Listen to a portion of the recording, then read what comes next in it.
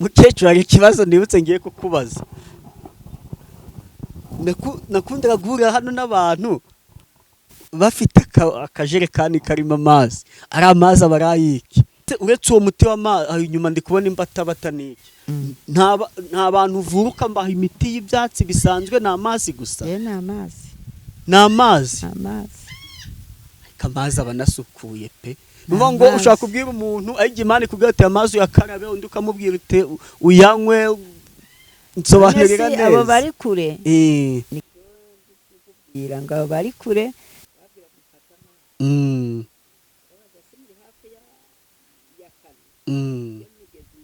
Yino y'udusoko tibuya n'amakano. Tineno nubwo ari amakano mu byizerere. Amazi mu kiga nyasengera. Kurunga yasengera abangeje tinakize ejo bundi tinakize. Numvishije hari ukuntu byagenze. Yego. Aho wari ushoboye yayazana nka gucyanye nashoboye kuza hano. Nkayazana mu kajerekani ukayasengera. Yego. Ukambwira uko nzayakoresha niba ari kuyakaraba. Bigira kondisiyo si ku buryo ushaka kuvuga uti nagurya kwa muganga bavuga ngo mu gitondo uranywa ibinini 2 saa sita 2 nimugoroba 2. Nawe ushaka kuvuga uti mu gitondo unyweho igikombe na saa sita ikindi ni bigenda bite. Ana yakubwira ati unyweho isige. Hanugera mu Reka kuvuga kwisiga bikanyobera kandi ari amazi. Ufata mu kiganza. Iza rero gashira ku mubiri wawe. Maze gukaraba. Nisize n'amavuta se cyangwa najya kuyakaraba. Nyogo ndikumva nabimeze gutya ari gukaraba nazazana ikijerekani. Oya. Uzana duke. Kumenya iyo miti yayo bihari niyo wafatuka kandi ishuca kuba gwahageze. Yego. Ni guco bivango ubu no waguhamagara ushaka kumbwira uti nyine fata amazi. Amazi akayafata mwako kabido kadashoboye kuza hano. Bangiza ukamusengera ugasengera nayo mazi ukamubwira uko arayakoresha. Kayakoresha. Ikindi cyo kirakomeye. Izi mpano ziri muri nge niwe wazireze zirakura. Yego. Zigera kuri urwego.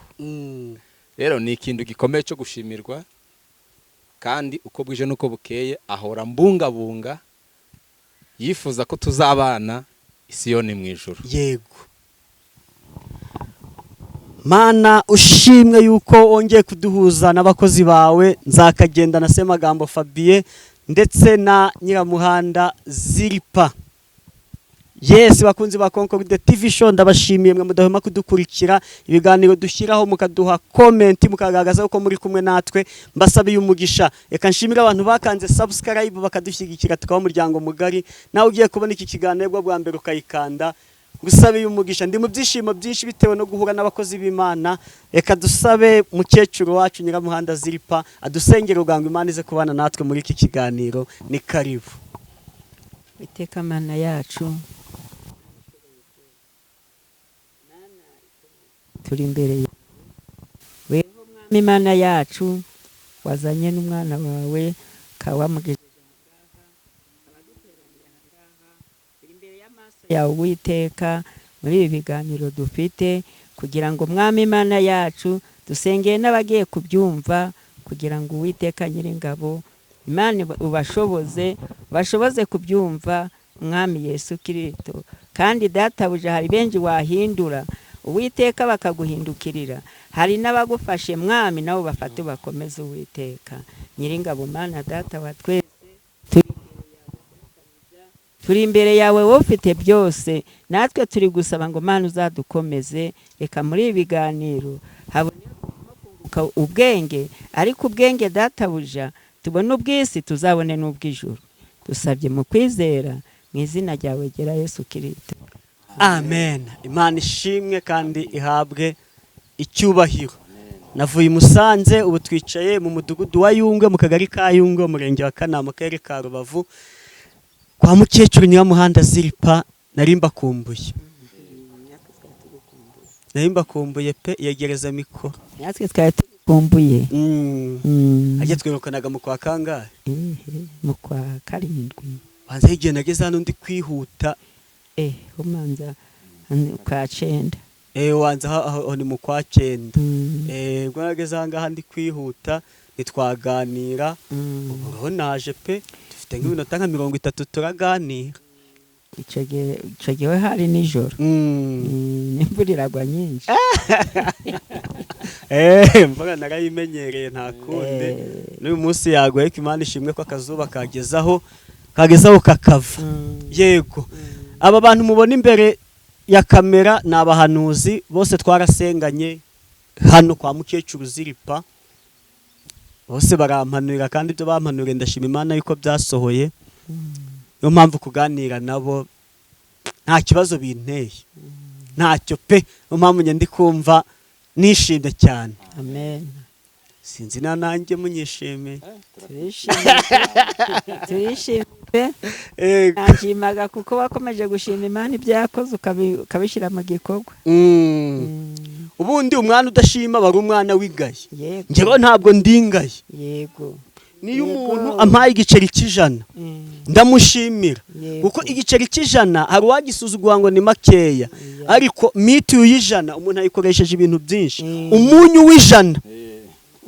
w'ijana umuntu awutetse inshuro nyinshi njye rero mpa agaciro niyo umuntu tunavuganya akanyakira neza nabyo ubwabyo numva binshimishije noneho nkanswe umuntu twasenganye akampanurira hari Imana yatanze ubwo butumwa ngomba kuyishima ngahamya mu bandi ibyo yankoreye nibyo n'abahanuzi yabinyujijemo nkabazirikana yego ngahamya nyine none hari abantu bavanga wapi ngo nta bahanuzi babaho njye ntabwo ndi muri abo njye mpamya ko babaho hari ababivanze ndabyemera ariko hari n'abatarabivanze mukecuru agimaze imyaka irenga 40 uri umuhanuzi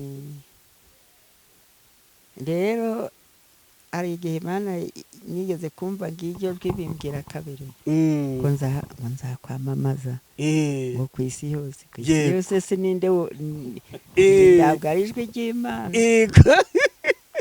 none dore ndi kuja i Kigali nayo ndahazi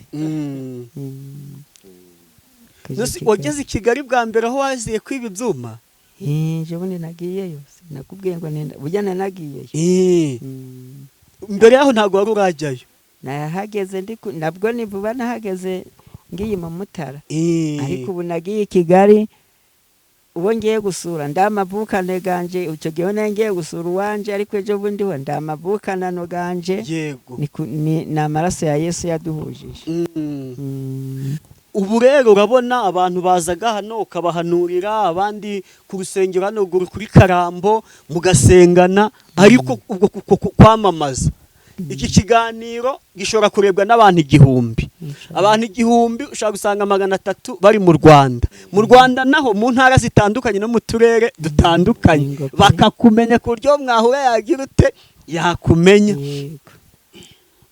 ikirebwa nabo muri Amerika ntihabura nka 20 muri Amerika bakireba abari Burayi hehe nahe ubwo rero Imana yacu ntabwo igibeshya oya pe yaravuze ngo izakwamamaza nyine ishimwe nanjye ishimwe yuko yabinyujijemo nanjye Imana ishimwe yuko nabaye umuyoboro wo kugira ngo ibyo Imana yakuvuzeho bisohore yego mpera nzakagendana mikoro nzakagenda yego urakeye kukagendana cyane nta gihe wari wakazimiza kakazimira nk'amasaha 5 oya yego harya undi wamaze imyaka ingahe uri umuhanuzi ubwo si 96 96 ni imyaka 29 tuyibara nyamara mubayemo 96 niho yego watangiye guhanura icyo gihe ufite imyaka 15 so wavutse 8 rimwe yego icyo gihe ufite 15 none ubu ufite 44 ufite 44 Yego. ugikorera Imana. yego Imana nishimwe kandi nihimbazwe nihimbazwe kandi ikomeze irembere. yarakoze Nukuri pe. Mm. Niki wigiye kuri mukecuru Ziripa? namwigiye ibintu byinshi nasanze ari mukuru mu gakiza tumusanga turi abana araturera turakura Yego. kubaka ingo bituruka kuri we ubuhamya Niwo- twamuvugaho ni byinshi Ni wowe kubakiye? none Bivuke neza nta Fabien. makuru ufite Yaduhe.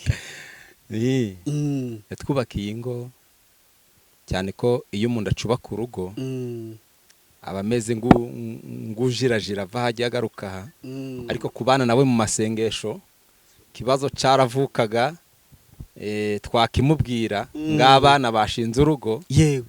akarwubaka yego ikindi cyo kirakomeye izi mpano ziri muri nge niwe wazireze zirakura Yego. zigera kuri urwego rero ni ikintu gikomeye cyo gushimirwa kandi uko bwije nuko bukeye ahora mbungabunga yifuza ko tuzabana Isiyoni mu ijuru. Yego. Ikindi mu myaka tumaranye hajambo ribi ndamwumvaho hari abantu bagera mu myaka izabukuru bagatandukira ariko sindumva ari gusenya ingo z'abakiri bato ahubwo abagira inama abaje gusenga akabasengera abana barwaye ndi umugabo wo kubihamya ariko umwana wanjye arwaye nijoro gasasita ira madamu ndibyuka byakomeye Yego. baye tugende dita twambuka turaza tugeze hano mu mama udatinya kubyuka saa 7 z'ijoro. Yego. Kandi urabona imyaka agezemo niyo kuryama agasinzira. Ariko iyo gihe naramubyukije turapfukama turasenga bwake mu gitondo umwana yakize ari kurya ari muzima. Yego. Ubari kwiga. Rero namwigiyeho ibintu bikomeye byinshi nasanze ari wa muntu washobora gutoza abandi agatoza abakiri bato yavamo umutoza w'ikirengana ukomeye. Nukuri. Yego. Mana ishimwe kandi muhumugisha. Arakomeye. Imana iramukomeje. Yego. Umpere mikro. Mukecuru hari ikibazo nibutse ngiye kukubaza. Nakundaga guhura hano n'abantu bafite akajerekani karimo amazi. Ari amazi abarayiki. N'Imana bwite. Uwo mukobwa ndi kugamba amazi amezi 3 niho gwaviriye. Yari urwayi bwe bwarananiranye. Ubwo rero Imana ibigutangiye hoti jura umusiga uwunda umwe amazi kandi azakira nigo guzamukiza. Yego. Umuti rero turagufata Imana iza kutubwira ko gugomba no gutegura nibyo bateze byose yewe n'abatunzi binga barazaga bakawushikira. Hari abaravuga ngo kuwushyikira bakagira ngo niriba ufite hano. Hari ukuntu umuntu aba afite akariba batuga bavoma ayo mazi aho ngaho kwa mukecuru avura indwara zitandukanye. Dusobanurira neza ko ayo mazi banura nawe ubwawe wo guse. Yego. Kawujana gukakuvura. Ndabindi ndakindu njiramo ndahandi. Yego. Ngupfukama gasenga Imana ikakora ibyayo. Yego. Imana duha ibinini duha injinge rero Imana itanga za njinge dusabye. None se uretse uwo muti w'amazi inyuma ndi kubona imbatabata n'iki nta bantu uvuruka mbaha imiti y'ibyatsi bisanzwe ni amazi gusa. Ni amazi. Ni amazi. Amazi aba anasukuye pe. Nuvuga ngo ushaka kubwira umuntu ayige Imana ikubwira ati amazi yakarabe undi ukamubwira ute uyanywe. Nsobanurira neza. Abo bari kure. Ngira ngo abo bari kure.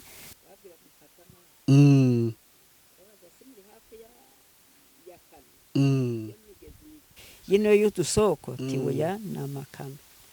Tineno nubwo ari amakano mu byizerere. Amazi mu kiga nyasengera.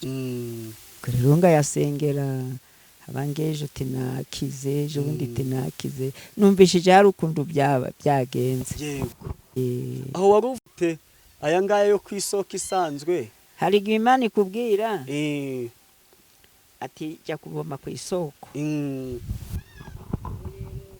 kuvoma ku isoko Imana ikoraga ibyayo none ubwo icyo gihe abanyamugitwe aba yaraciye mu ruganda ubwo ntitwaba tubihombeyemo oya Imana ibyeza ukuri kubireba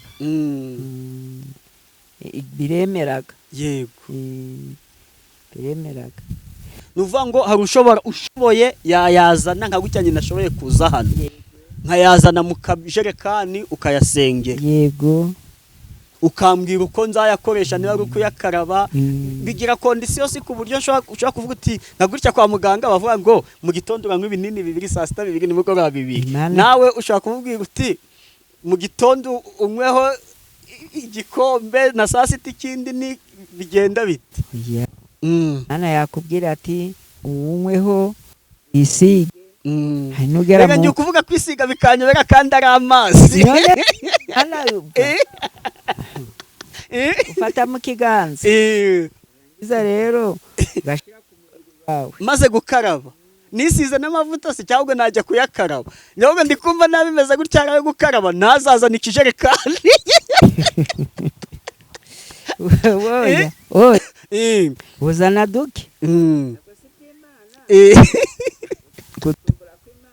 kumenya iyo miti yayo bihari niyo wafata ukakandisha uca uba gwahageze yego ni guca bivuga ngo ubu niwaguhamagara ushaka kumubwira uti nyine fata amazi amazi akayafata mwako kabido kadashoboye kuza hano wangiza ukamusengera ugasengera n'ayo mazi ukamubwira uko arayakoresha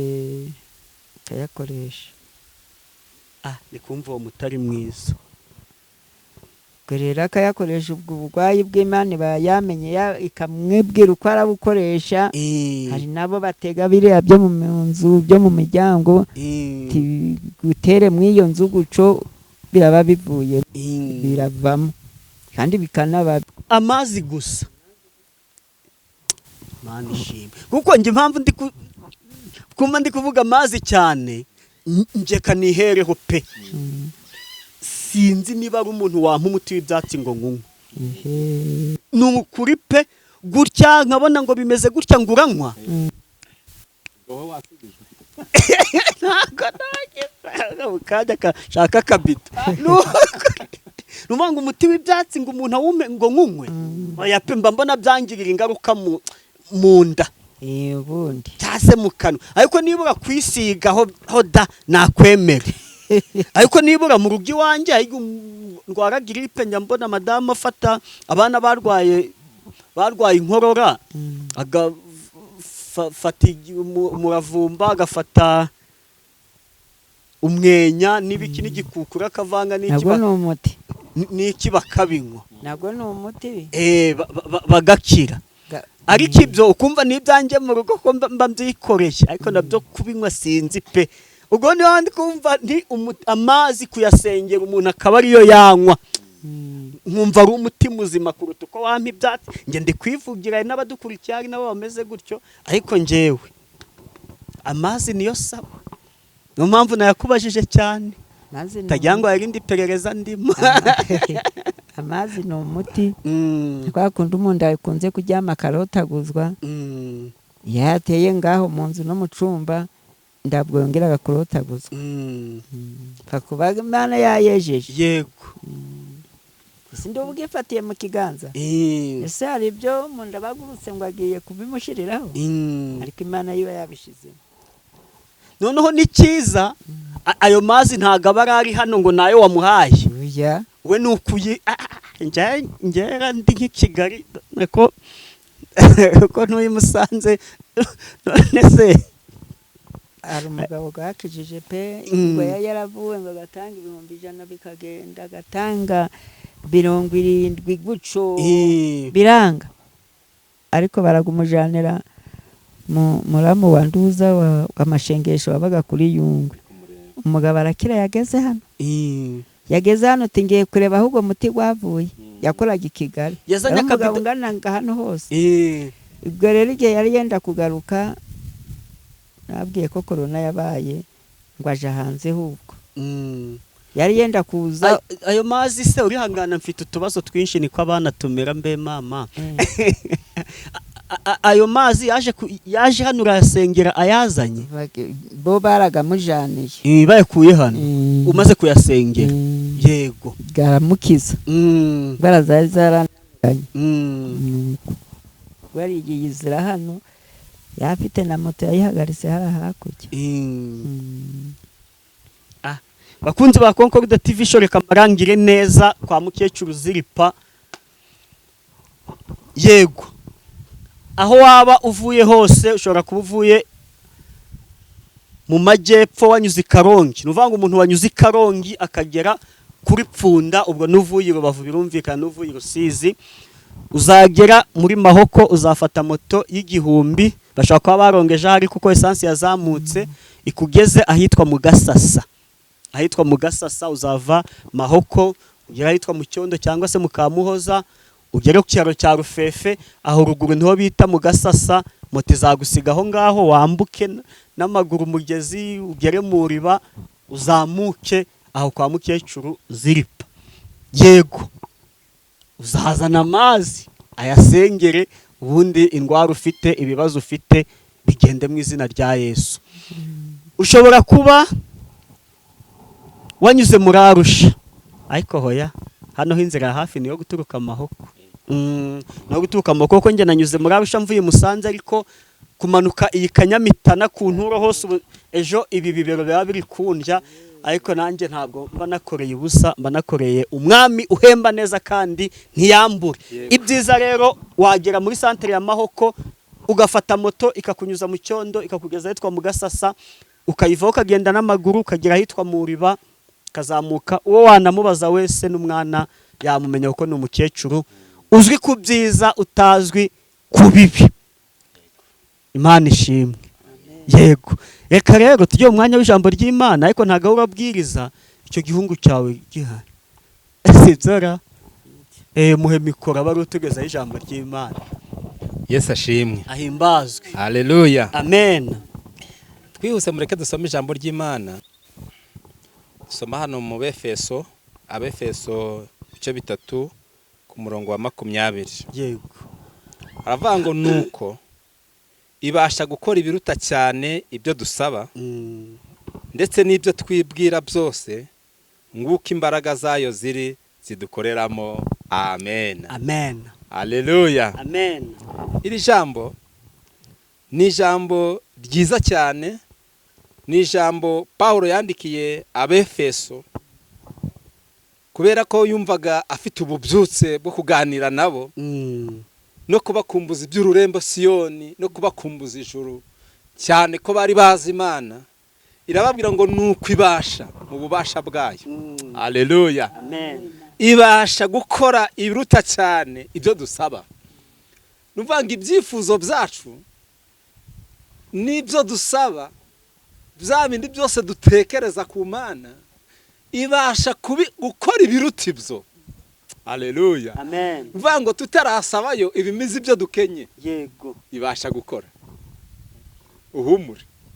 Niba hari kibazo ufite, niba si ari amadeni, niba ari banki yenda guteza ibyawe, ibasha gukora ibiruta ibyo. Tusabwa no kuyizera. Muri njye aremba ngo jya umwizera kandi umwumvire. Haleluya, amen. Jya umwizera.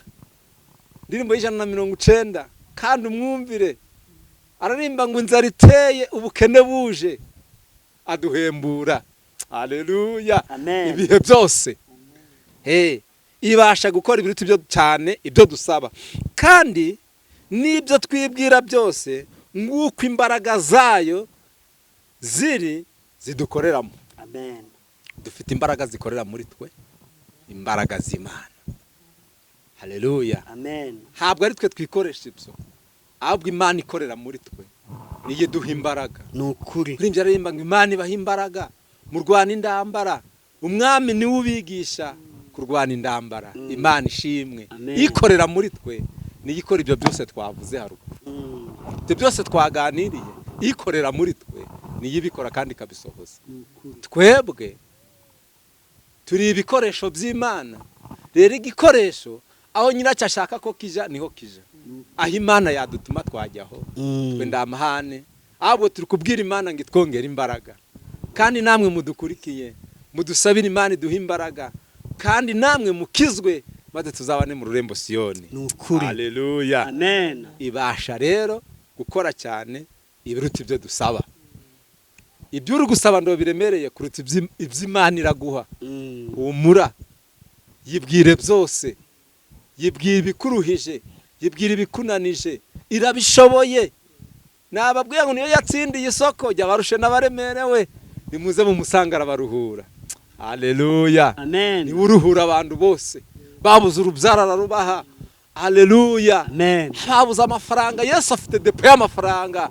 Hari n'abari kuburara ariko muhumure, waburara none ejo ukarya. Niko bimeze. Haleluya. Amen. Inzara irahari ndabizi, ariko ibasha kutugaburira, irabishoboye, yitwa ishobora byose. Maze igihe urwaye, maze igihe mu bitaro, ndetse abaganga baragusezereye, ariko ngo ubwire ngo ibasha gukora ibiruta cyane ibyo twibwira. Haleluya. Amen. Iri jambo ushobora kuryumva rikaguhagurutsa ku gitanda kwa muganga ugataha uri muzima. Nukuri. Genda wizere, Yesu arabishoboye. Niwe watsindiye isoko ry'abarushe n'abaremerewe, kandi niwe wenyine, niwe dogiteri w'abadogiteri, niwe ukora ku muntu agakira. Haleluya. Amen. Yesu yarandangaje cyane. Yesu ni muganga, ariko ndahandu yize ubuganga. Yego. Yego. Yesu yitwa dogiteri, ariko ndahandu yize ubuganga. Yesu ni umwami. Nukuri. Uzi ko abaganga iyo bari kuvura umuntu bamujana muri laboratoire bakamukorera ibizamini, ariko Yesu yanyuze ku muntu maze imyaka 38, abaganga baramunaniwe, we aramubwira ngo haguruka wikore uburiri wigendere. Ni dogiteri. Nukuri. Haleluya. Amen. Aba cyane. Imana ishimwe. Amen. Imana nibakorere cyane. Imana nibakorere. Ni umuganga mwiza, ajya gabura. Haleluya. Amen. Yagaburiye abandi 5,000. Bibiliya tubwira ngo abagore n'abana batarimo. Ndabwiye nzara ufite yamunanira. Humura, ndagira gutera ubwoba, Yesu arashoboye. Dushimiye Imana iri kumwe natwe, ikorera muri twe. Mureke tuyemerere ikorere muri twe, tuyihe ikibanza. Yewe ungurikiye, muhe ikibanza ture muri wowe, abasha gukora ibiruta cyane ibyo wibwira. Mwakire neza ijambo ry'Imana. Dushimiye Imana. Imana ibahe umugisha, ibasha gukora ibiruta cyane Yego. ibyo twibwira Cyane. Dushobora kuyisaba bike yo ikaduha byinshi kuko ishoboye byose, kandi kuko itureberera cyane. Yego, tuganye ku musozo. Nimero ya mukecuru Nyiramuhanda Ziripa ni 0785 83 05 ni 0785 83 05 Iyasemagambo Fabien ni 078 37 26 519. Yego, tugeze mu mwanya wo gusoza. Reka n'ubundi mubyeyi wacu adusengere dusoza. Turacakomeje kugushima Uwiteka, tugushimiye ubuntu n'imbabazi zawe wabanye natwe kuva mu gitondo, waturinze turindira n'abacu kugeza kuri iyi saha, nta gikuba cacitse. Turagushimye ngo uhabwe icubahiro mu izina ryawe ryera Yesu Kristo. Undi duhamagaye ingabo z'ijuru kugira ngo zikomeze zibane natwe, bane n'umwana wawe iyo wamubanye ni kure, ariko Mana Data wa twese wamugejeje hafi yacu, ariko yenda gushingura ibirenga aha ngaha. Mwami wanje yerekeje mu rugo, komeza ujane nawe. Amen. Mu izina ryawe ryera Yesu Kristo, natwe uko dusigaye aha dukomereye muri uyu murimo waduhaye. Imbaraga zawe zigomeze zibe muri twe, kandi ukomeze ufate itorero ryawe mu maboko. Nubwo ibihungabanya ari byinshi, ariko imbere yawe byose urabishoboye. Uri Imana itegeka ijuru n'isi, ushoboye byose. Rero muri uyu mwanya Databuja, Uwiteka, ku biganiro udushoboje kuba tubigiyemo, kandi tukaba tubishojeje amahoro, ushimwe kandi uhabwe icyubahiro. ngaho duhe gukomera muri uyu murimo, kandi nawe umuhe gukomera muri uyu murimo, azakomeze databuja umwagurire mu bwenge, umwagurire databuja ikiruta byose, uzamuhe n'ijuru. Imbaraga zawe rero natwe turindiriye kuzakubona, uwera w'amahoro, uduhe kukwizera kuko twagukurikiye Yesu Kristo. Nawe ndutureke muri iyi minsi, Uwiteka Mana data wa twese, ibizani byinshi ariko dukomereza amaboko, kandi uduhe kukwegera, nawe utwegere Mwami Imana yacu, utange databuja ubuzima mu bantu bawe. Ngaho turinde rero, dusabye twizeye, kandi uzamurinde natwe turinde, nitwongera guhura turi bazima tutishwe n'ibyaha, tuzarushaho kugushima. Ngaho gumana natwe muri byose, ni mu izina ryawe ryera Yesu Kristo, amen.